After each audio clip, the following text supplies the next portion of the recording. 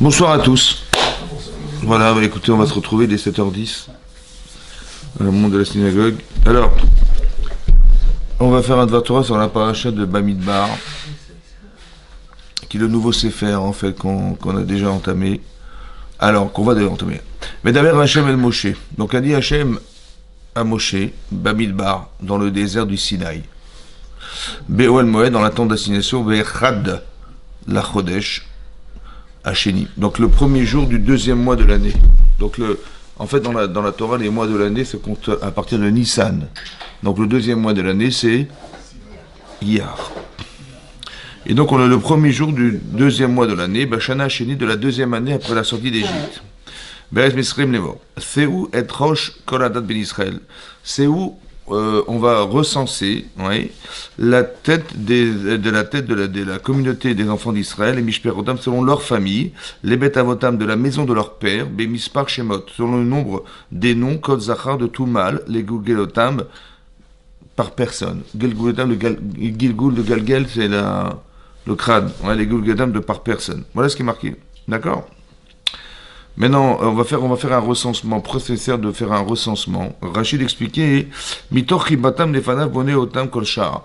En fait, Hachem, il aime tellement le peuple juif, il les compte à chaque instant, Lorsqu'on est sorti d'Égypte, on nous a compté. Ukshenaflu be'aigel, lorsque, malheureusement, des gens ont fauté dans la faute du veau d'or, il y a certaines personnes qui sont tombées, Naflou, c'est-à-dire ils sont tombés pendant la faute du veau d'or, donc ils sont décédés. Et donc de nouveau, Man'an Leda Minyan Onatorim. Donc il les a comptés pour savoir combien il en restait. Ensuite, c'est marqué que Sheba Lishrot Shrinato Aleem, et lorsqu'il a voulu faire résider sa résidence parmi eux, il a voulu aussi savoir, maintenant il a compté Bechad Ben Nissan, Be'ukam Mishkan, lorsqu'on a construit le Mishkan, Bechad Beyar, Man'an. Donc le premier jour du mois de Iyar, il les a comptés.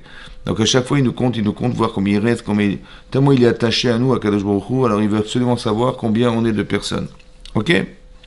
Maintenant, la question que je me suis posée, que je vous pose, c'est marqué, c'est où est Rosh Hadad Ben Israël ? C'est où, que ça veut dire quoi, la 7 ? Porté, Chazak, élevé, Chazak. Pour dire compter, on a dit élevé. C'est bizarre, non ? Pour dire on a comptabilisé les gens, il est marqué c'est où être roche. C'est où être roche, en français, ça veut dire quoi ? C'est où être roche ? Lever la tête. C'est marrant, lever la tête. Ça veut dire soyez fiers.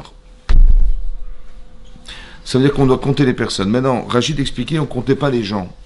Oui, en fait, on a compté avec le Machasit Shekel. Vous savez qu'on a donné une demi-pièce de Shekel. Oui, et c'est comme ça qu'on a su combien on était de personnes, à partir de la somme qu'on a payée. Voilà, on a donné chacun, on a compté les pièces, on a dit, il y a tant et tant de personnes. Pourquoi on ne compte pas les gens ? Alors qu'on compte sur eux.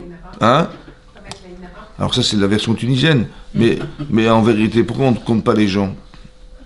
C'est vrai qu'il y a l'histoire de l'Aïnara, vous avez raison. Mais c'est plus profond que ça, quand même. Parce qu'est-ce qu'une personne s'enferme dans ce que je vois ? Non. Il y a une neshama derrière, il y a plein de choses derrière, oui. Il y a des enfants qui vont naître, etc., etc. Donc je ne peux pas quantifier la personne dans la vision physiologique que je vois. Il faut savoir que la personne ne se compte pas. Ça va ? On n'a pas le droit de faire des statues, on n'a pas le droit de faire une statue d'une personne en 3D, un sourd, pourquoi ça se voit ? Parce que la personne n'est pas ce que tu vois. Ça va ? Arrête d'enfermer les gens dans ce que tu crois, dans ce que tu vois. Non, la personne, elle est beaucoup plus profonde que ça. On est chaviv. Hachem dit que vous êtes cher à mes yeux parce que vous avez été créé à mon image. Ça veut dire qu'on est des êtres pensants, des êtres qui parlent. On devrait s'étonner de voir des gens parler, en fait. La nature ne parle pas. On fait partie de la nature. Donc on est carrément sorti des règles de la nature. Et donc on devrait s'étonner de voir qu'on est des êtres pensants, des êtres qui parlent. On est créé à son image. On peut communiquer avec Hachem par la parole, ce qui est incroyable. Et donc ça veut dire qu'on a quelque chose de très puissant en nous qui s'appelle la Neshama. Et c'est ça qui nous lie avec Hachem, en fait. Et donc, comme on est lié avec Hachem par l'âme, alors Hachem, il aime retrouver ce qui est proche de lui, ça va ? Et donc, c'est pour ça qu'il nous compte en permanence, il nous compte combien on est, c'est par amour pour le peuple d'Israël. Donc, c'est où ? Ça veut dire qu'on voudrait nous montrer un peu l'importance que revêt chaque individu, en fait. Pourquoi je vous dis ça ? Parce que c'est marqué Et Kol Hadad Ben Israël, donc toute l'assemblée, donc on parle de l'ensemble, merci. Les Chol Mishperotam, les Bet Avotam, parce qu'en fait on a été compté par. C'est-à-dire on est juif par sa mère, Mais les Shvatim, les tribus, elles sont comptées par rapport Bet Avotam, la maison des pères. Ça veut dire que c'est le père. Si maman, elle est venue d'une telle tribu et papa d'une tribu, ouais, on est attribué à la tribu du père.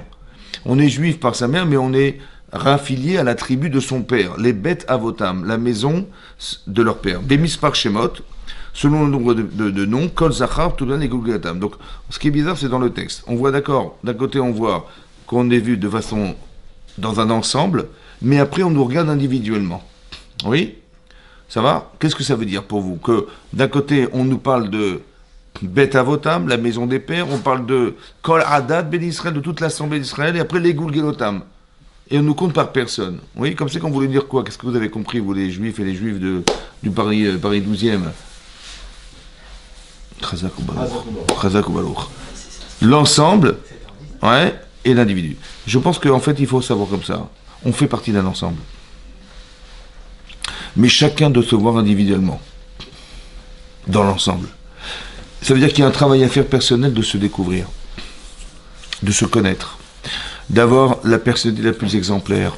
D'avoir les compétences qui nous sont le plus proches de soi-même. D'avoir envie d'exercer sa propre vie. Etc. etc. C'est fondamental.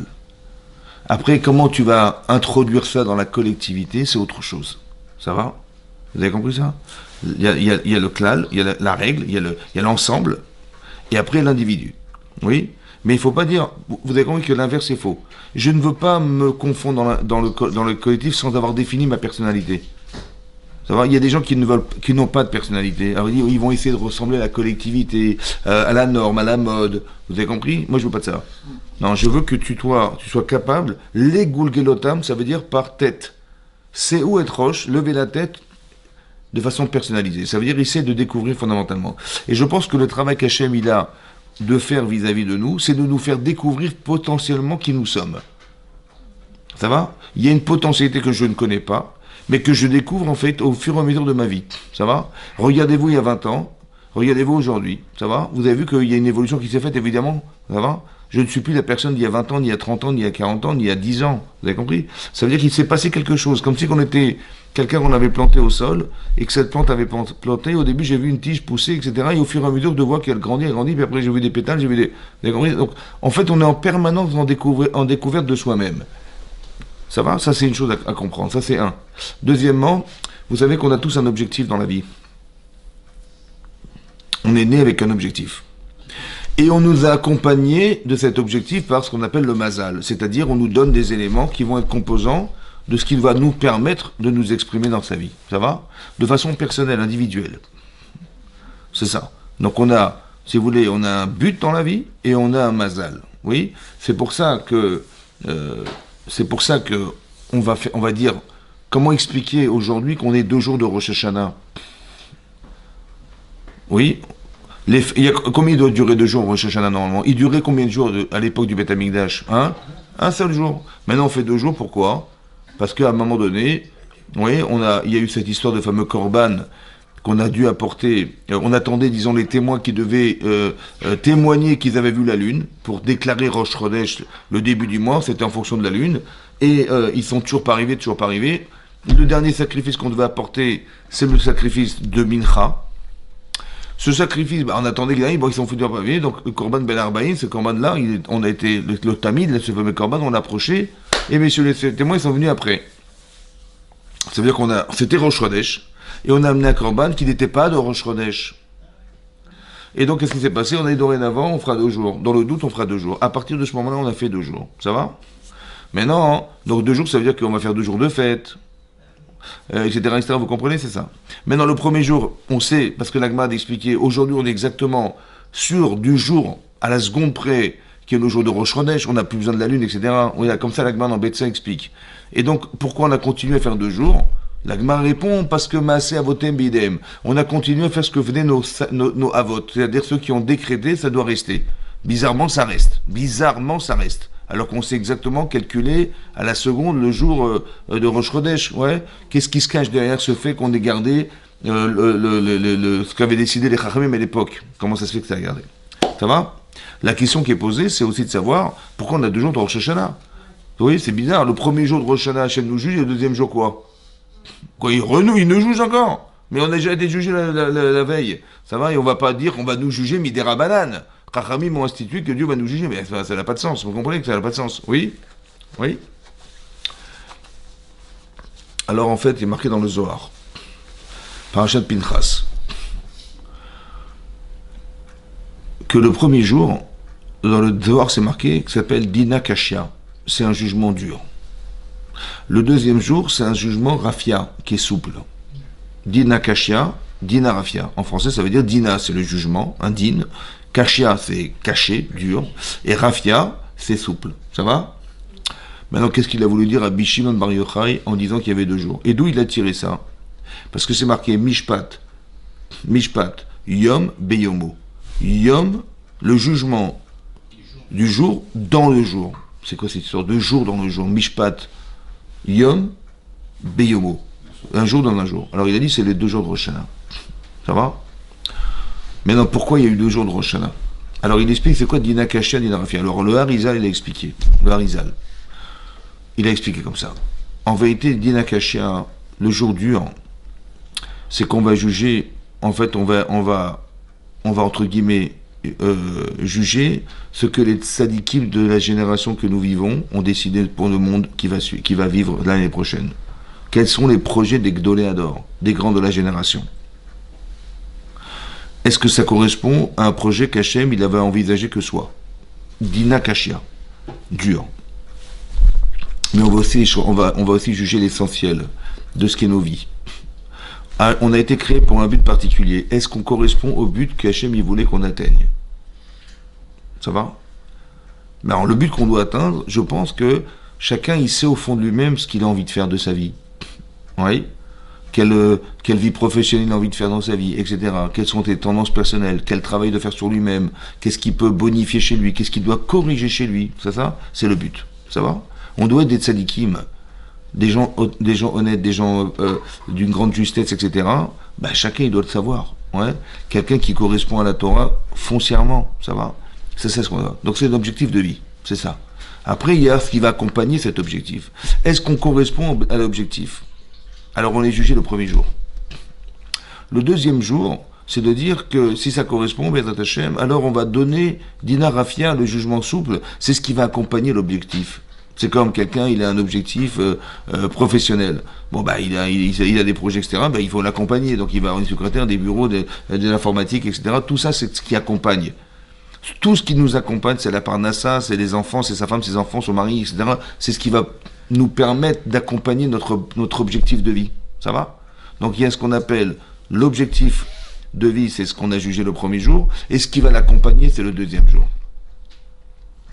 C'est ça qui est marqué dans le Zohar. Pourquoi il y a eu besoin de 2 jours alors qu'avant il y avait un seul jour? Parce que il y a une certaine époque, les gens ils faisaient les mitzvot, les shem shamaim, c'est-à-dire que la matérialité était complètement associée au spirituel. Dès l'instant où on a séparé les deux, on dit écoutez, il ne faut pas tout mélanger, il y a la synagogue, il y a le reste, ça va? Il y a les limoux de Torah, il y a le reste. Dès qu'on a séparé, alors le chef dit on va séparer. On va juger les deux. Puisque tu sépares dans ta tête les deux, alors on va séparer les deux. Et donc, il y a eu 2 jours à la suite de ça. C'est-à-dire que les témoins qui sont venus en retard, etc., c'est simplement un prétexte pour dire qu'on va juger, on va créer 2 jours. Vous avez compris? C'est pour ça que le Zohar, il avait dit, c'est pour ça que la Gemara expliquait, on va garder quand même 2 jours. Mais pourquoi tu gardes 2 jours? Parce que les gens, ils ont compris, Chachamim, que les gens vivaient autrement la vie. Ça va? Et que comme on ne vit pas exactement comme auparavant, les gens qui faisaient des métiers, c'était des Shem Shamaim. Ouais. Les gens, ils cherchent aujourd'hui, non, je veux gagner ma vie, je veux gagner de l'argent. Mais l'objectif, c'est l'argent, c'est l'argent, c'est l'argent. Ouais. Alors que l'argent, ça reste un moyen pour exister. Les gens ont fait ça une partie essentielle de leur existence. Et donc, ça veut dire qu'ils ne font pas les Shem Shamaim. Ça veut dire, vous avez compris? Voilà. Et donc, c'est ça qui va poser problème. Et c'est ça qui va faire qu'on va juger. Donc, tu sais que tu as un but dans ta vie, mais accessoirement, il faut que tu gagnes ta vie. Ça va? Et donc, c'est ça qui va se passer. On va juger les deux. Il y a l'essentiel et ce qui l'accompagne. C'est pour ça qu'il y a 2 jours. Ça va? Nous, on doit réfléchir à ça et se dire, quel est l'essentiel de mon existence? Qu'est-ce qui est l'essentiel? Ça va? Et qu'est-ce qui va accompagner l'essentiel?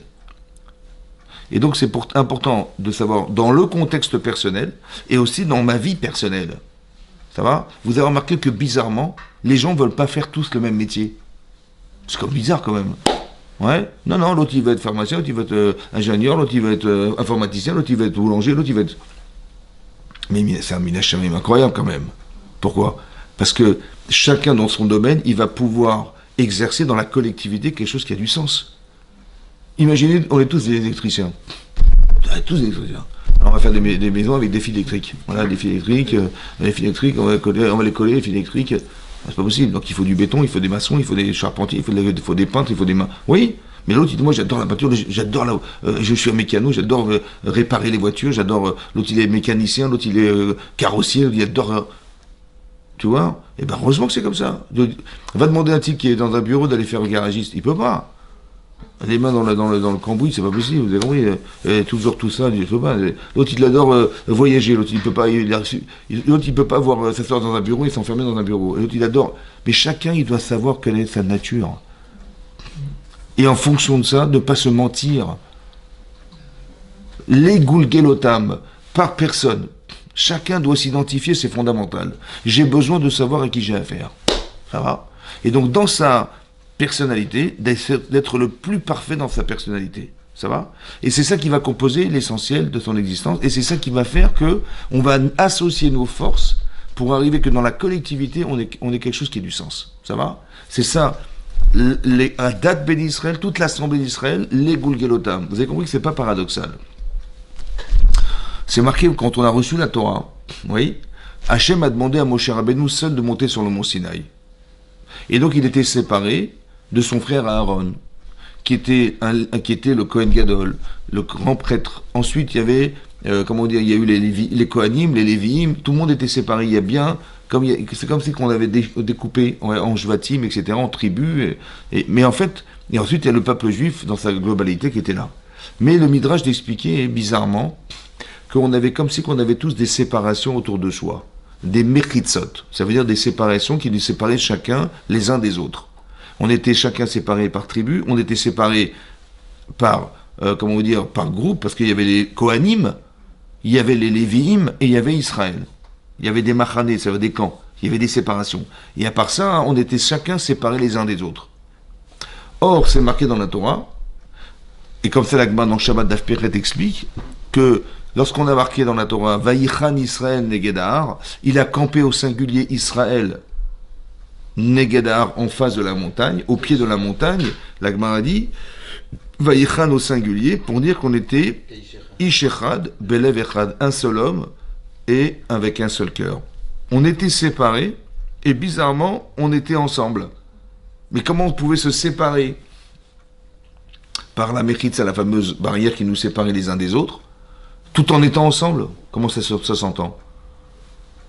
Ça veut dire qu'en vérité, dans sa vie, il faut se mettre des Mechitzot. Séparez-vous. Pour y arriver à vous identifier complètement. Maintenant que vous êtes identifié, alors rentrez dans la collectivité. Vous avez compris ce que je veux dire? Il faut absolument, j'ai envie de voir des gens qui ont développé quelque chose chez eux. Et plus tu développes, plus tu deviens intéressant, et plus tu m'intéresses. Ça va? Parce que j'ai besoin de professionnels, j'ai besoin des meilleurs, j'ai besoin de gens sur qui on peut compter, des compétences. Ça va? Et donc ça se fait que dans l'instant où on s'enferme un peu dans soi-même, on arrive à se découvrir. Hachem nous permet de nous découvrir.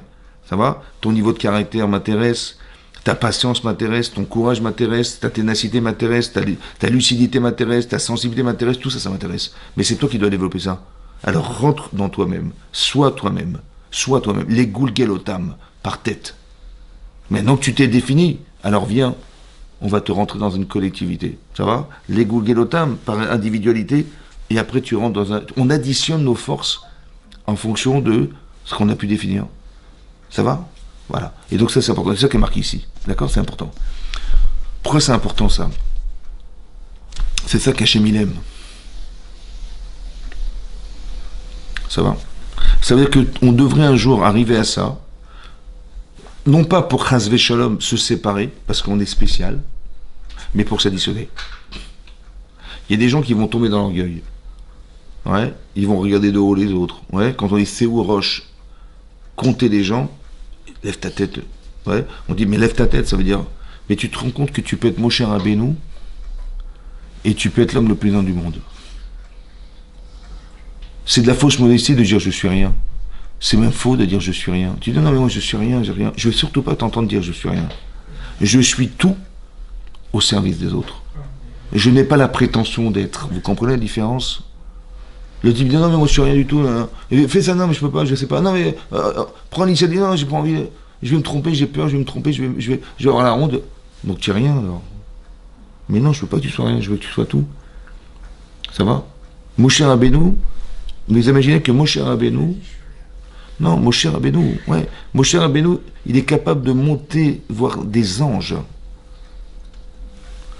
Moshe Rabbeinu, il a le privilège qu'on lui ait dit, c'est toi qui vas sauver le clan d'Israël, c'est toi qui vas les sortir d'Égypte. Mais vous imaginez ce que ça veut dire? Un, le sauvetage, ce qu'il a toujours rêvé de faire. Deux, le mérite de tout le peuple juif lui revient. Je ne sais pas si vous vous rendez compte de ça. Et quand Hachem lui demande de le faire, il lui répond, je ne sais pas parler. Il lui répond, ils vont pas me croire. Comme si qu'il n'avait pas les compétences. Ça va? Il dit, mais ils vont pas me croire, ça veut dire, je ne vais pas les convaincre. Ou alors ils seront loin de m'écouter. Ça va? Il dit, mais t'inquiète pas, prends ton bâton, prends ta main, mets-la dans ta poitrine, ton bâton devient serpent, et s'ils ne te croient pas dans les premiers signes, ils te croiront quand tu prendras l'eau du Nil et tu la transformeras en sang, ils te croiront. Ensuite, il a dit, mais qu'avec paix, qu'avec de la chance, vous savez, je bégaye. Je vais me présenter devant Paro, je vais bégayer, je vais être ridicule. Vous avez compris? Vous avez compris? Alors, quand ça sonne, l'école Simcha lui a dit Hachem, n'aie confiance en toi, ouais. Et donc, il a sonné l'alarme, en fait, Hachem, pour lui dire, mais si, tu vas y arriver. Vous avez compris? Et c'est ça qui s'est passé. Maintenant, finalement, il a dit, Shalach boté Shalach. Envoie, je t'en prie, celui que tu as l'habitude d'envoyer, Aaron à Cohen, mon frère. Et Hachem, il s'est mis en colère. Il dit, mais son frère, il est sa mère Bélibo, il est heureux pour toi. Et toi, tu as cru que tu allais le vexer. Ça veut dire, écoutez-moi bien. Moshe Rabbeinu, il sait qu'il est l'homme de la situation. Oui. Il sait ce qu'il a gagné d'aller les sauver. Oui ou non? Mais il dit, non, pour perdre la fraternité, je veux pas. Mon frère va se vexer, il est plus âgé que moi, il va se vexer. Non, c'est pas grave. Ça veut dire qu'il a dit tout ça, en fait, c'était un prétexte pour ne pas y aller. Pourquoi? Parce que j'ai mis tout ça sur la balance. Mais si je vais perdre mon frère, laisse tomber, j'irai pas. Je préfère le laisser lui. Vous avez compris ce qu'il veut dire, ça? Ça veut dire que ça, c'est des hommes exceptionnels. Un, l'humilité. Deux, la raison d'être de sa vie, c'est celle-là. Il dit non, je préfère la laisser à mon frère. Il est plus âgé que moi, il est prophète comme moi. Je vois pourquoi je prendrais sa place. Et quand on va tourner Caïn et Abel et tout le truc, laisse tomber. D'un côté, c'est magnifique ce qu'il a fait. Mais d'un côté, Hachem lui reproche, tu dis je suis désolé, tu connais pas ton frère alors. Parce qu'il est content pour toi. Ce sont deux tzadikim, c'est extraordinaire, vous avez compris ou pas? L'association des deux êtres. Mais chacun dans sa compétence. C'est fantastique. C'est ça qu'Hachem il attend, ça va? Hachem il s'est mis en colère. Là-bas, Rashi ramène une discussion entre Rabbi Yossi et Rabbi Yoshua. Parce que vous savez qu'à chaque fois qu'Hachem se met en colère, il y a une trace qui reste, il reste quelque chose. Une trace. On voit des choses qui se passent. Et là, il ne s'est rien passé. Bizarrement, il ne s'est rien passé. Donc Rabbi Yoshua dit, bizarrement, il s'est mis en colère Hachem, il haraf Hachem. Il n'y a pas de rochem, il n'y a rien, il n'y a aucune trace qui est restée de son énervement, entre guillemets. Il n'y a pas d'énervement, mais vous avez compris. Et Rabbi Yossi dit, si, il y a eu un changement. Lequel? Il a dit, ton frère, le Lévi. Ton frère le Lévi. Il dit quoi? En vérité, j'aurais aimé que lui soit le Lévi. Et que tu sois toi le Cohen. Parce que vous savez que les Lévim vont devenir des Kohanim.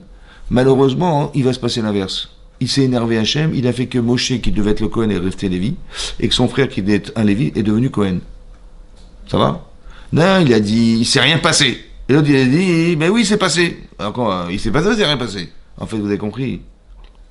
En fait, il s'est rien passé. Pourquoi? Parce qu'Hachem, il a fait que la volonté de son frère. C'est le frère de Moshe Rabbeinu qui était, le frère de Aaron qui était Moshe Rabbeinu. Tu veux que ça soit ton frère? Alors je vais lui donner ce pouvoir. Mais j'aurais voulu que ça soit toi. Il haraf Hachem. Il s'est mis en colère parce que son frère, il était content pour lui. Ah, tu voulais pas que ça se passe comme ça. Tu aurais préféré que ton frère il soit Cohen Gadol et l'inverse. Je me mets en colère parce que j'aurais tellement aimé que ça soit toi. Mais bon, si tu veux, alors je ferai comme toi. Ça veut dire qu'il a rien changé de ce que voulait Moshe Rabbeinu. C'est ça qu'il n'y a pas eu de trace. Et finalement, il y a la trace, c'est celle qu'il a exercée Hachem en fonction de la volonté de Moshe Rabbeinu. Vous avez compris? Il s'est mis en colère parce qu'il fallait surtout pas que Aaron il soit le Cohen Gadol. Et Hachem, il voulait que ce soit Moshe Rabbeinu qui soit le Cohen Gadol. Mais ce que je veux dire par là, hein, la différence c'est quoi? C'est que dans le caractère de Moshe Rabbeinu et dans le caractère de Aaron Cohen, Moshe Rabbeinu, quand il va voir que ils ont fait le veau d'or, il va descendre tout de suite avec sa rigueur qu'il avait, il a réussi à imposer sa rigueur et que finalement ils ont reconnu qu'ils ont fauté, etc. Ce que Aaron n'a pas su faire. Vous avez vu que quand ils ont dit non, on va faire un veau d'or, etc. Il a dit rassemblez l'or et tout ça, allez voir vos femmes, vos enfants pour récupérer de l'or, on va faire. Il n'a pas réussi à les convaincre. Vous avez compris? C'est-à-dire que c'est un homme de shalom, mais pas de rigueur. Pas d'autorité, on va dire. Pas d'autorité. Alors qu'Aaron, un Moshe Rabbeinu, c'est un homme d'autorité, mais qui n'a pas le shalom. Qui n'est pas capable de faire le shalom, entre guillemets. La preuve que c'est comme ça. Quand Hachem, Parashat Rukat, il a dit à Moshe, après la mort de Myriam, parce qu'après la mort de Myriam, il n'y avait plus d'eau. Et c'est là qu'on s'est rendu compte qu'à elle, toute seule, elle a permis d'alimenter en eau tout le peuple juif pendant 40 ans dans le désert. Son seul mérite à elle, cette femme exceptionnelle. Elle est morte et il n'y a plus d'eau. Donc on a compris que c'était grâce à elle qu'il y avait de l'eau. Hachem, il a demandé de remplacer Myriam par Moshe et Aaron. Le mérite des deux hommes. Vous imaginez? Et qu'est-ce qu'il a dit? Il a dit, voilà, vous allez parler au rocher, il sortira de l'eau. Qu'est-ce qu'a fait Moshe et Aaron? Moshe, il a pris son bâton, et il a voulu parler, et ça n'a pas fonctionné. Il a parlé, ça n'a pas fonctionné. Et alors les Israéliens ont dit, c'est pas grave, n'importe quel bâton. Il dit, parce qu'en fait, il ne retrouvait pas le fameux rocher sur lequel il devait parler. Et ils ont dit, mais qu'est-ce que ça fiche? Je me prends n'importe quel rocher, on s'en fiche, il faut boire. Il a dit, Shimuna Amorim, écoutez les imbéciles. Il s'est mis en colère, Moshe Rabbeinu. Vous croyez que je vais faire quelque chose qui n'a pas été ordonné par Hachem? Il m'a dit un rocher, il faut que je trouve ce rocher. Alors qu'est-ce qu'il a fait? Il a pris son bâton. Bizarrement, Hachem me dit, prends ton bâton et parle. Prends ton bâton et parle. Bizarre, prends ton bâton et parle. Et donc il a pris son bâton, énervé qu'il était, il a frappé le rocher une fois et deux fois, ça a giclé, ça a sorti. L'eau est sortie du rocher. Miraculeusement sortie du rocher. Hachem a dit, vous n'avez pas eu confiance en moi, alors vous rentrerez pas en Eretz Israël. Vous n'avez pas eu confiance en moi au pluriel. Ça va? Alors je me suis dit, mais qu'est-ce qu'il a fait à Aaron? Pour être condamné, comme son frère, à ne pas rentrer en Israël. Qui c'est qui a parlé? C'est Moshe. Et qui c'est qui a frappé? C'est Moshe. Donc Moshe, il a eu tort de frapper ou de parler. Vous voyez? Comment ça se fait que Aaron, il a été touché par le problème que son frère, il a eu d'avoir Moshe, d'avoir frappé au lieu d'avoir parlé? Comment ça se fait qu'Aaron, il est touché par ça? Qu'est-ce qu'il a fait Aaron? Ouais. Alors j'ai pensé comme ça. En fait, Moshe, il était autoritaire, on va dire. Et Aaron, c'est un homme de shalom. Il fait des compromis, il est bienveillant. Hein? Oui. Quand Moshe s'est mis en colère, peut-être que Aaron, il aurait dû dire, écoute, je suis désolé, on parle pas comme ça. Tu parles pas comme ça au Klal Israël, tu dis pas les imbéciles, etc. Il n'a pas joué son rôle de faire le shalom. Ça veut dire que Moshe Rabbeinu, il aurait dû s'inspirer de son frère. Et ce qu'il n'a pas fait. Aaron, il aurait dû s'inspirer de l'autorité de la rigueur de son frère. Ce qu'il n'a pas fait. Vous avez vu? Parce que s'il avait été autoritaire et rigoureux, eh ben, on aurait évité le veau d'or. Vous avez compris ou pas? Pour ça qu'Hachem s'est mis en colère. Parce qu'en vérité, le caractère de l'un n'est pas le caractère de l'autre. Mais ils sont complémentaires. Mais là, malheureusement, mal utilisé. Vous avez compris? Ça veut dire que moi, chez Rabbi qui se met en colère, son frère aurait dû lui dire, écoute, je suis désolé, on ne parle pas comme ça. Et Aaron, qui fait le shalom, il dit, non, je suis désolé, on aurait dû être rigoureux et autoritaire. Vous avez compris ce que je veux dire? Il faudrait s'inspirer des valeurs des gens. C'est-à-dire que toi, ta personnalité, elle est extraordinaire. Tu es un homme de shalom, un homme de machalot, tu es un homme d'autorité et de rigueur. Et d'humilité, c'est vrai. Mais dommage que dans la collectivité, ça ne s'est pas retrouvé. Vous avez compris? C'est ça le problème. Il y a marqué Ish, il y a marqué Kol Hadat, toute l'Assemblée d'Israël. Les Gulgelotam, ça veut dire par tête de personne. Hachem, il ne voit pas la collectivité en soi, il voit l'individualité de la collectivité, l'addition de toutes les forces qui existent. Vous avez compris? C'est ça, je vais vous expliquer, c'est ça qui est marqué. C'est ça qui est marqué. Pourquoi c'est important de comprendre ça? Parce qu'il y a des passages dans la Torah qui sont compliqués à comprendre. Par exemple, je vais donner quelques exemples qui ramènent le Rav Dessler. Il dit que, vous voyez par contre, c'est marqué dans la Torah que il y a eu deux femmes qui s'appelaient une Rachel et l'autre Léa, qui étaient des femmes de Yaakov Avinu. Bon. Une a eu la chance d'avoir des enfants et l'autre n'en avait pas. Et c'est marqué que Rachel, elle jalousait sa sœur. Ouais. Rachel, elle jalousait sa sœur. Ça veut dire, est-ce qu'on a le droit de jalouser les gens? D'être jalouse? La nekama, c'est interdit. Oui, c'est interdit par la Torah. L'otikom et l'otitor, c'est interdit après la Torah. Donc il dit, hein? Oui, la vengeance, mais aussi la jalousie. Ouais, c'est une mauvaise mida. Ouais. La nekama, c'est Ouais, ça aussi, ça veut dire aussi la jalousie. Ouais. Mais non, maintenant, alors on dit, bah, elle a fait une faute, la Rachel, ça va pas. Ouais. Comme si que, genre, sa sœur l'a nargué avec ses enfants et qu'elle n'avait pas d'enfants. Et si déjà j'en ai pas, alors au moins ne me fais pas souffrir avec tes enfants. Ça va? Voilà ce qu'on pourrait imaginer. Maintenant, vous avez vu que, ok, donc, on a vu que quoi, que quand Rachel attendait de se marier avec Yaakov Avinu, elle a attendu pendant 7 ans d'épouser son mari, quand même, c'est énorme. Et qu'est-ce qui s'est passé? Au bout de 7 ans, au bout de 7 ans, oui, son père, il a amené sa sœur sous la roupa. La femme qui était en robe de mariée, c'était censé être elle, et on voit que c'est sa sœur qui s'est présentée sous la roupa. Ça va? Bon, ça fait 7 ans qu'elle attend. Elle va épouser Yaakov, tout en sachant que les 12 tribus vont naître d'elle, que tout le mérite du peuple juif va arriver par elle, que le Mashiach c'est elle, tout ça c'est elle. Ça va? Voilà ce qui revient.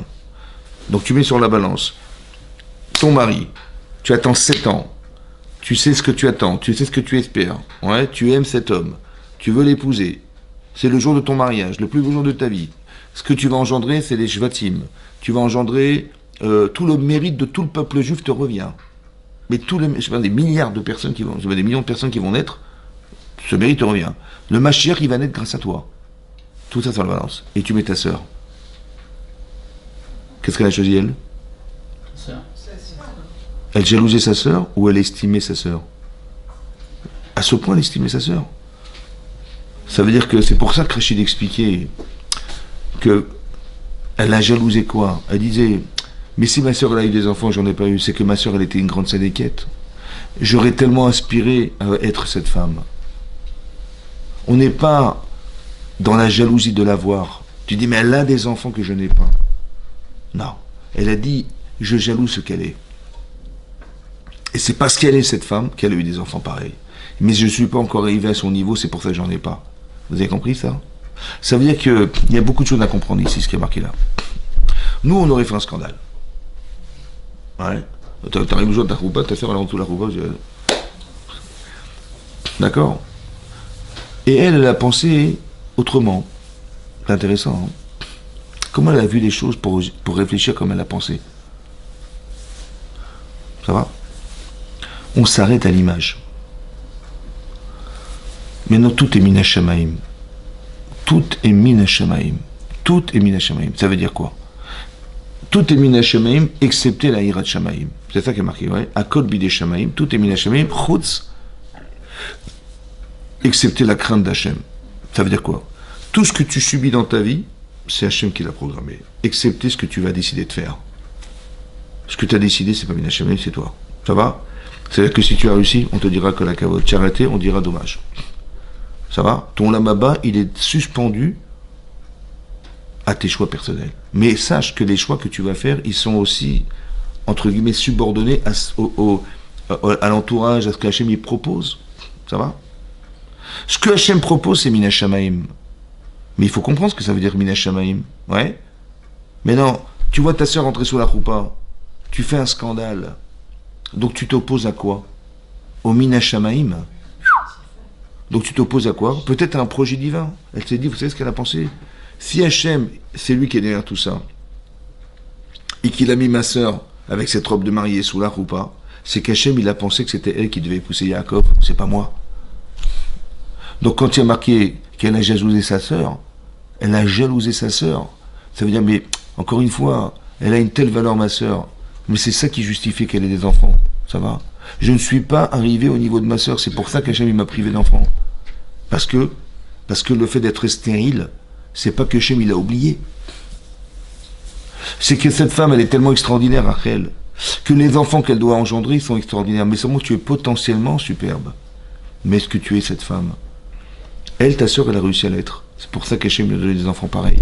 Mais toi, tu n'es pas encore arrivé à ça. C'est pour ça qu'on t'a privé d'enfants. Vous avez compris ou pas? C'est pas qu'elle est punie, hein, Chazé Shalom. Une femme, elle croit, quand elle a pas, ses enfants, ils arrivent du mal à arriver, ouais, elle dit, Dieu m'a oublié, ou j'ai dû faire des avérotes, et elle se condamne, en fait. Ce qui est exactement l'inverse. Tu es une femme exceptionnelle. C'est pour ça qu'Hachem, il veut attendre de toi d'être cette femme.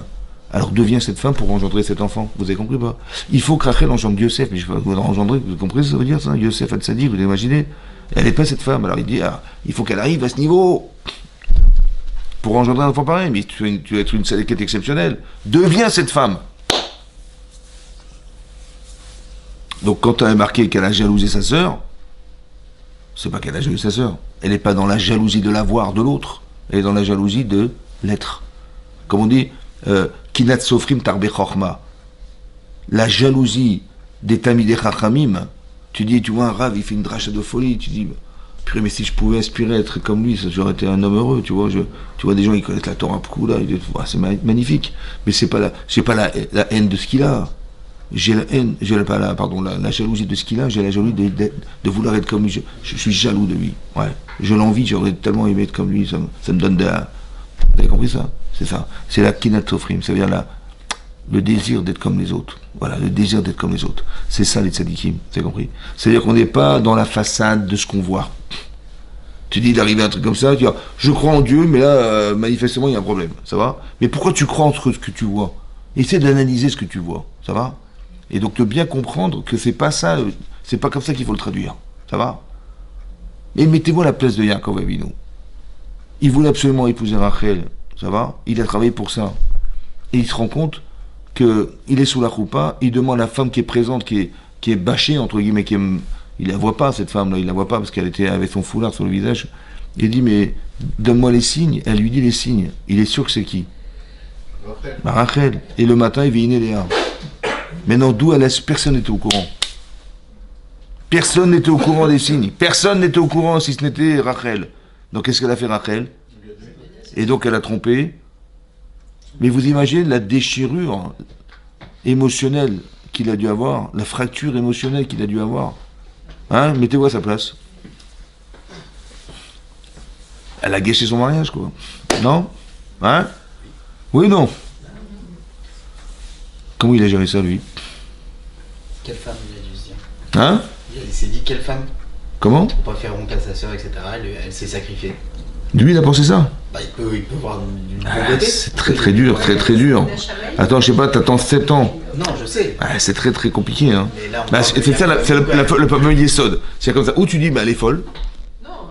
Elle est folle. Attendez, je suis désolé, elle est folle d'avoir donné Simanit, je veux pas l'épouser, sa sœur, je veux pas l'épouser, qu'est-ce qu'elle est folle. Ouais. Ou tu dis, elle est folle. Ou tu dis, Mina Shamaim. Qu'est-ce que ça veut dire? Moi, je sais que j'ai rien fait pour ça. Je suis Yaakov, j'ai rien fait pour ça. Je subis une situation qui me pose problème. Maintenant, est-ce que c'est Yetzeratov? Comment je vais réger? Est-ce que je vais penser Yetzeratov, Yetzerara? Je sais pas. Yetzeratov, Yetzerara, c'est quoi? Ben, je peux me dire, écoute, Mina Shamaim, Baruch Hashem, merci Hashem, je suis pas rentré dans cette famille. L'autre, elle donne les simènes à sa sœur, l'autre elle veut m'épouser, mais je la connais pas. Et son père, il est venu, il m'a gouillé. Merci à Dieu, merci. Je n'aurai jamais assez de remerciements toute ma vie pour te remercier. Je prends mes valises et je me sauve. Oui? Ou alors je me dis, elle est malin, Yetzirah quand même, parce que je connais Rachel, je sais que c'est pas une menteuse. Vous avez compris le dilemme? Hein? Comment tu gères ça, toi? Mais ça, c'est parce que tu es ma'amine. Parce que tu crois en Dieu. Parce que ce calcul-là, c'est le croyant qui le fait. Le non-croyant, il prend ses valises, il se barre tout de suite. Même pas en photo, je te vois. Hein? C'est ça ou pas? Elle dit, oh non, mais excuse-moi, je vais t'expliquer. Rien à expliquer du tout, c'est fini. Oui? Alors qu'en vérité, j'ai rien fait pour. Donc, encore une fois, quand je n'ai rien fait pour, c'est une Hachem. Qu'est-ce qu'il veut Hachem? Oui.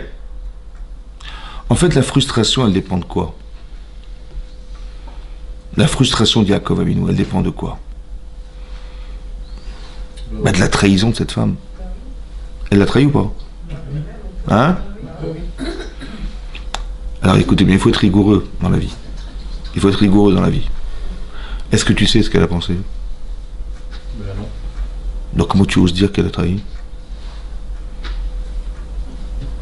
J'en sais rien. Ah, c'est vrai que 99%, elle m'a pas consulté, elle m'a rien demandé, elle m'a dit, elle m'a rien fait savoir, tout à coup elle met sa sœur. Vous avez compris pas? Mais je sais pas ce qu'elle pense. Moi j'ai traduit qu'elle m'a trompé. Mais j'en sais rien en fait. C'est une interprétation. C'est vrai que, logiquement, c'est une trahison. Logique. Mais est-ce que tu es sûr que c'est vrai? Alors je vais l'interroger. Ça veut dire que il faut qu'elle m'explique ce qu'elle a voulu faire. Ça va?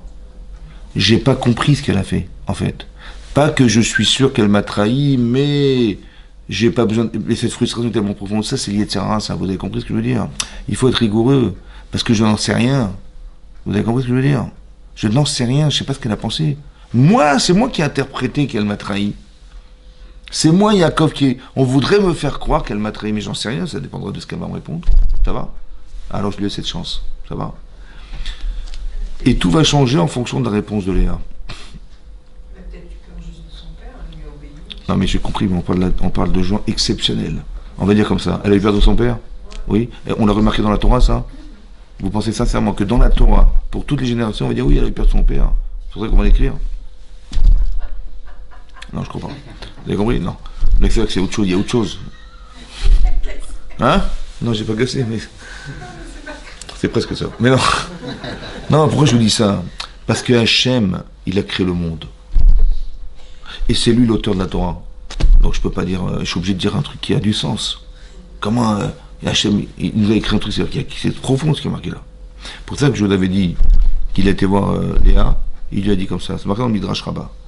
Il lui tue une ramaïte. Une ramaïte, ça veut dire une escroc. Fille d'un escroc. Ton père, c'est un escroc, et toi, tu es un escroc. Ouais. Pourquoi? Parce que quand je t'ai demandé cette Torah, tu m'as dit oui. Alors il lui a dit, mais tu sais, il n'y a pas d'élève sans un maître. Moi, je suis l'élève de mon maître. Mon maître, c'est toi. Pourquoi? Parce que quand ton père, il t'a dit, c'est toi, Esav, tu as dit oui, Ani Bechoricha Esav. Tu te rappelles ou pas? Hein? Alors, tu vois bien qu'on est fait pour vivre ensemble, alors, hein? Non, il a dit, tu es une menteuse, fille d'un menteur. Et il dit, mais qu'est-ce que tu as fait toi, quand ton père, il t'a dit, c'est bien toi, Esav? Et tu as dit, Ani, virgule. Bechoricha Esav. Tu as menti comme moi j'ai menti, bah, on est menteur. Voilà, ouais.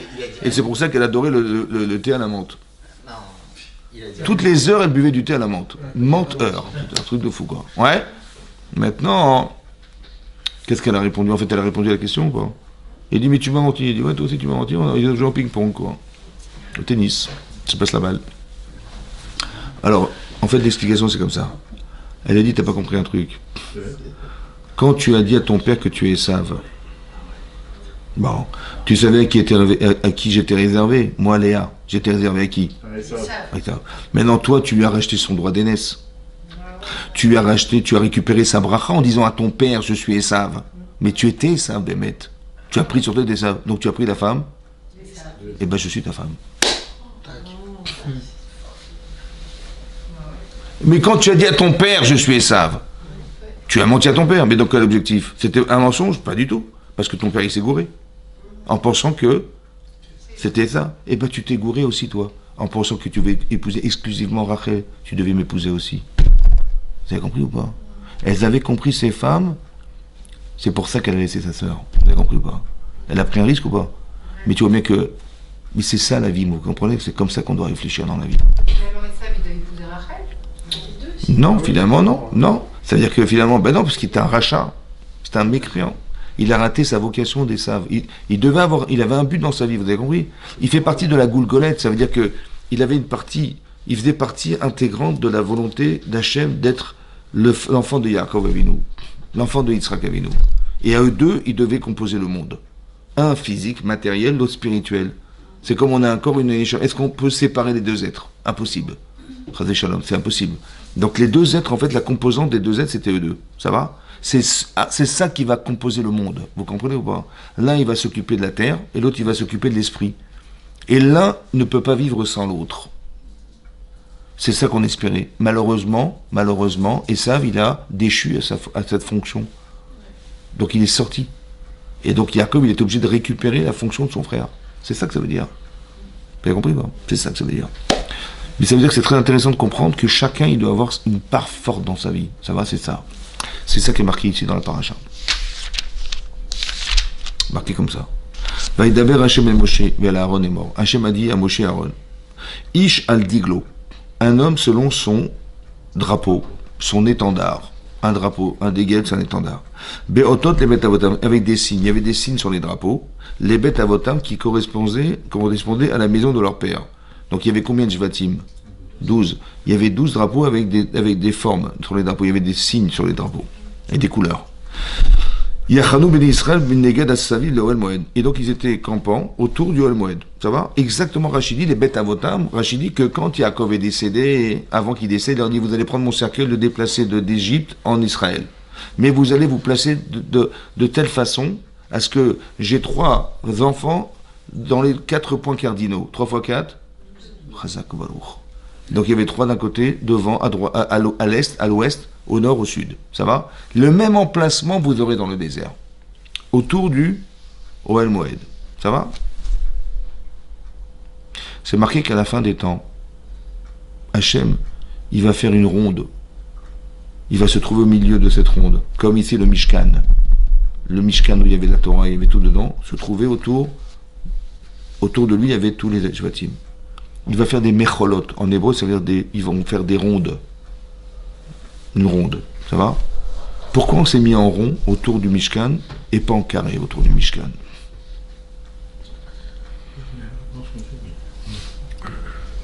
Un igoul en hébreu, c'est un cercle. Oui. Pourquoi un cercle et pas un carré? Voilà, un carré. Tu mets un là, là, là, là. Ouais. Oui. Oui. C'est quoi la différence entre un rond et un carré? Vous savez la différence c'est quoi?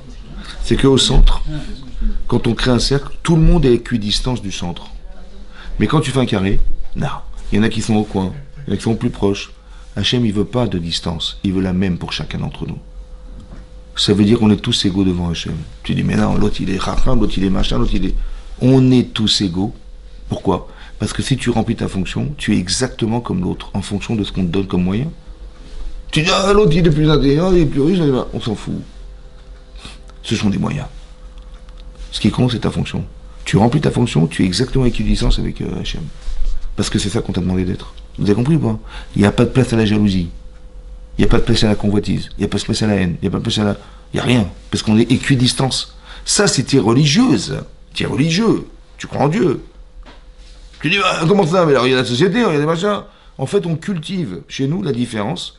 Parce que sur le plan social, on veut marquer la différence. Ça va? Plus tu es riche, plus tu côtoies des gens qui sont riches. Mais tu vas pas regarder en bas, c'est socialement, tu vois. Donc on est dans le dénigrement, on est dans la haine, dans la jalousie, dans les machins, dans la gava, dans ce que tu veux.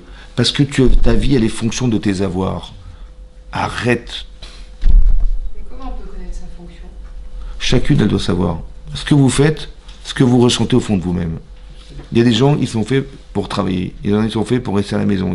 Chacun, il sait. Chacun il a ce sentiment. Tu vas dire à une femme, l'autre va dire, moi je peux pas rester chez moi, j'ai oublié. L'autre dit, non, moi j'adorerais m'occuper de mes enfants. Chacun il sait ce qu'il est. Ça va? Et donc en fonction de ce que je suis, je ressens. Ça peut être professionnel, ça peut être m'occuper parfaitement de mes enfants, ça peut être me cultiver dans ce domaine. On veut de la performance. Chacun il doit savoir, c'est une mitzvah de savoir. Oui, mitzvah. Parce que c'est l'objectif de mon existence. Soit je le sais, soit on me le fait savoir. Hachem, il s'organise, c'est ça qu'il organise. Ouais. Hachem, il sait ce que je dois être. Donc il n'a pas besoin de dire, ouais, Hachem, il fait des tests pour savoir, il n'a rien à savoir, il sait déjà. Par contre, il veut me faire savoir. Où est-ce que j'en suis? Vous avez compris pas?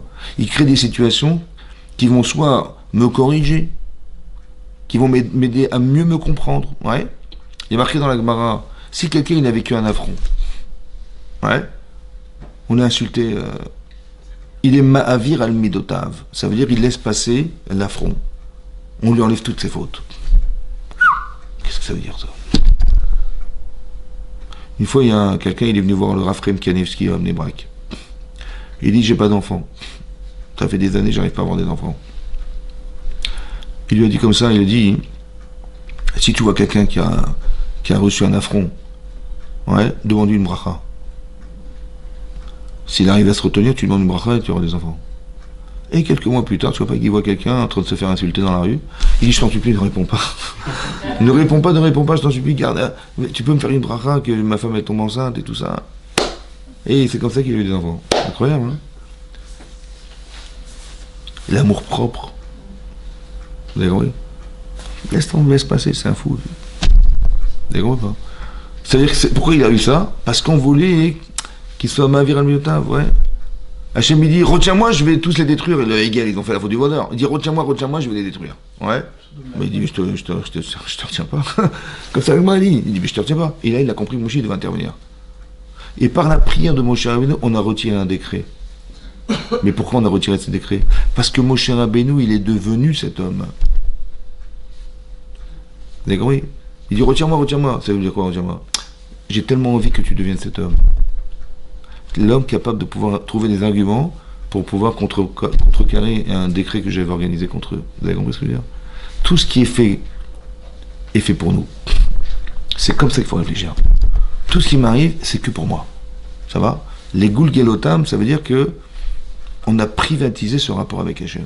C'est extraordinaire. Hein? Vous avez compris ça? Anochi Hachem, Elokecha. Ça veut dire quoi en français? Il n'a pas dit le vôtre. Il a dit le tien. Perso. Il a dit perso. Ah, il aurait pu dire Anochi Hachem Elokerem, voilà, vous êtes tous là, je suis très heureux, voilà, je me présente, mon Dieu, je suis votre Dieu. Non, il a dit je suis le tien. Ça veut dire qu'on a un rapport privilégié. Vous avez compris? Quand l'Adat Ben Israël, les Gulgelotam. On a un rapport privilégié. Vous avez compris ce que je veux dire? Il faut comprendre que c'est comme ça. Chacun, il doit développer sa personnalité. Degel, en hébreu, ça veut dire un drapeau. Mais c'est les lettres Degel. Dalet, Gimel, Lamed.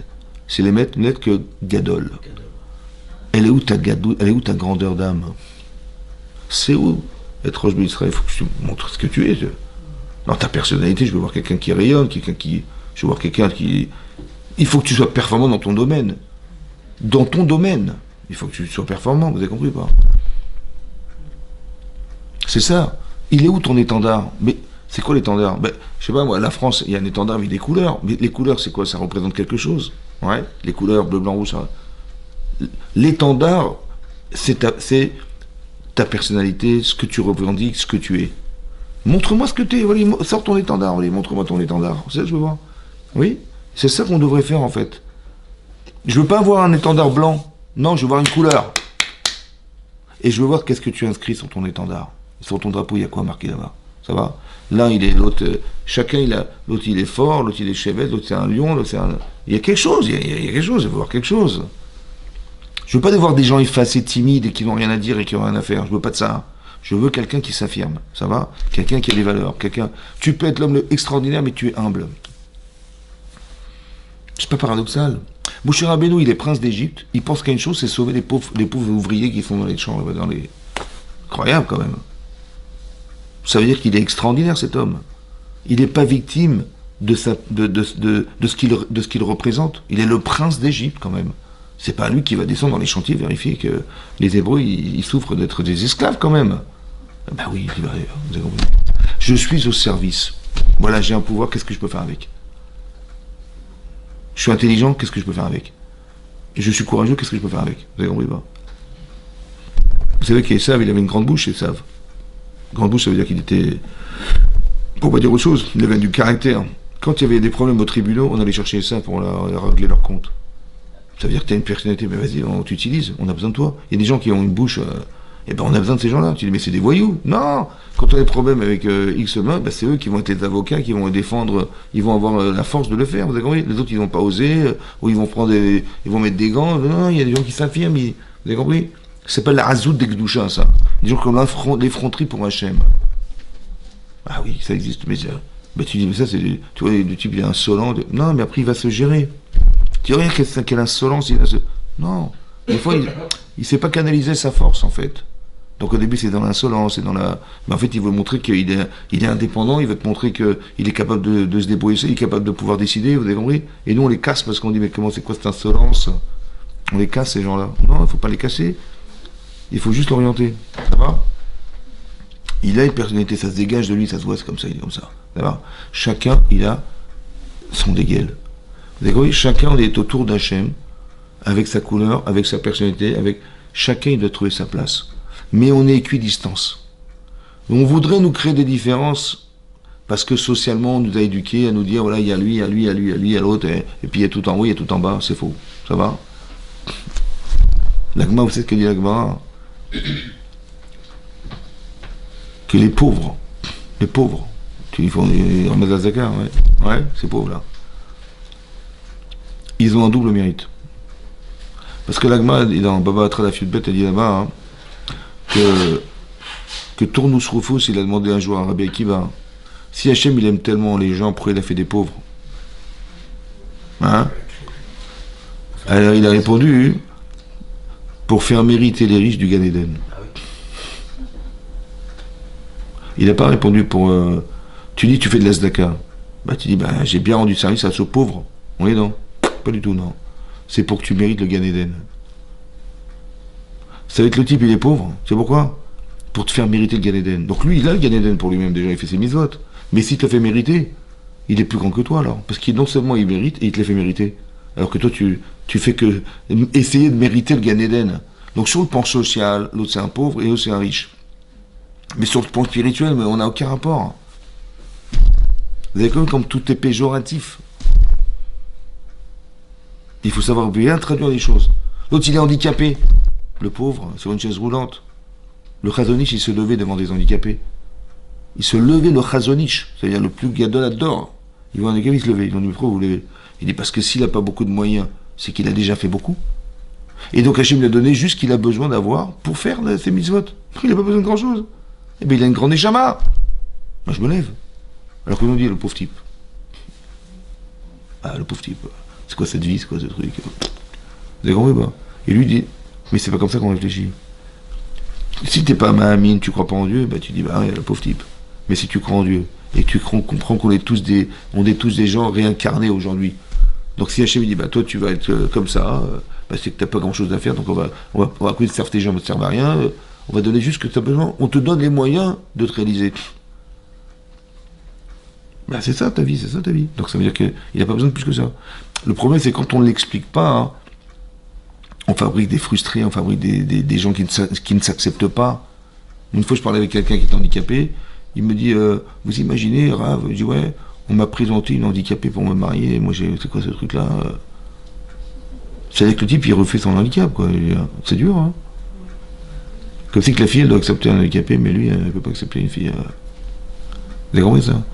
T'es handicapé, bah accepte ton handicap et vis avec une femme qui est comme toi, ou c'est complémentaire, je sais pas moi. Vous avez compris pas? Mais pas l'inverse. Et si t'étais pas handicapé, t'aurais aimé qu'on te présente une fille handicapée? Alors? Non, alors pourquoi tu... Eh ben ça veut dire que tu dois accepter ton matzav. Hachem il t'a créé comme ça, tu n'as rien fait pour, ça veut dire que tu n'as pas grand chose à faire sur terre, bah accepte-le tel que c'est. Et ça donne une simcha plutôt qu'une angoisse. Tu as compris pas? C'est tout. Donc ça veut dire qu'il faut réfléchir. C'est ça qui est marqué dans la paracha. Chacun il doit savoir où est sa place. Dans une synagogue, on cherche des gens qui vont aider. Qu'est-ce que tu peux apporter? En quoi tu peux faire bénéficier cette synagogue ou quoi que ce soit? Dans ton entreprise, c'est pareil. Il y a des gens qui tirent la couverture vers eux, il y a des gens qui sont là au service des autres. Ouais. Et c'est ça que ça veut dire. Ça veut dire qu'on doit être au service de quelque chose. Tu n'es pas là pour pomper ce qui existe. Tu es là pour dire, voilà, qu'est-ce que je peux apporter, voilà. Moi, je peux faire un service, je peux apporter... on a besoin de plein de choses dans une communauté, c'est comme ça. À petite échelle et à grande échelle. Sur le plan social, on a besoin de... la société, c'est créé par les métiers. L'objectif, c'est pas le salaire. C'était qu'on a besoin de gens qui sont formés. Donc on crée une école, des universités, on crée des machins pour que la société soit équilibrée et qu'on puisse trouver ce qu'on a besoin. Ça va ou pas? Donc l'essentiel, c'était le métier. Et après, on a salarié des gens en fonction de la complexité du métier. C'est vrai ou pas? Mais nous, on cherche l'inverse maintenant. Maintenant que les métiers sont créés, on cherche le fric. Ben oui. Tu comprends? On cherche pas à avoir une fonction, on cherche à gagner de l'argent. Et on a inversé les choses, vous avez compris pas? Alors que c'est pas comme ça que ça se réfléchit. C'est l'inverse, ça va? Tu dois être heureux de faire... Les gens, ils cherchent le fric. Ok, bah tu vas pas forcément aimer ce que tu fais, mais tu vas gagner de l'argent. Ok.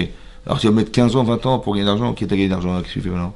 Bah tu dis, maintenant que j'ai de l'argent, je vais faire autre chose. Mais c'est dommage que t'aies pas réfléchi au départ à faire autre chose. Bah oui, fais ce que t'aimes, fais pas ce que tu... Fais pas du cinéma, ça sert à rien. En fait, tu pars avec l'angoisse d'aller au boulot, quoi. C'est de la bêtise. Oh, mais heureusement que je gagne de l'argent. Les gens, ils font des métiers pour l'argent. Mais non, essaie de savoir ce que t'aimes. Et c'est là que tu vas partir avec le plaisir. Tu vas gagner ta vie. Tu gagneras pas forcément ta vie plus qu'un autre.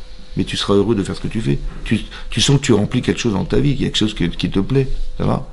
Mais le plus compliqué, c'est de trouver cette partie de soi. Voilà, c'est ça qu'il faut trouver. Il faut travailler, il faut trouver ça. T'es manuel, fais un travail manuel. T'es intellectuel, fais un travail intellectuel. Mais il faut savoir exactement où tu te situes. Ou des fois c'est les deux. Ouais, t'as les deux. Ouais, c'est bien. Mais au moins tu sais. Tu vois, et tu demandes à Hachem de t'orienter.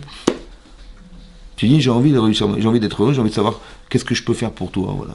Et ben, je dis, propose-moi, voilà, amène des situations qui vont faire. Alors, Minachem, on t'a téléphoné, Minachem t'a rencontré, Minachem t'a vu, Minachem, vous avez compris. Mais ça, c'est Hachem, ça. Mais c'est parce que tu désires.